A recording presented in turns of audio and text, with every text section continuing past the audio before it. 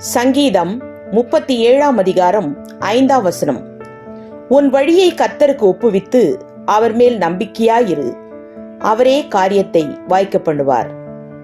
விளக்கம்: வழியை கர்த்தருக்கு ஒப்புவித்தல் என்றால் நமது எல்லா காரியங்களையும் அவரிடம் ஒப்படைத்து ஜெபித்து அவருடைய சித்தத்தின்படி நல் மனசாட்சியுடன் செயல்படுவதாகும். அப்பொழுது அவர் சிறந்த முறையில் நமக்காக யாவையும் செய்வார்.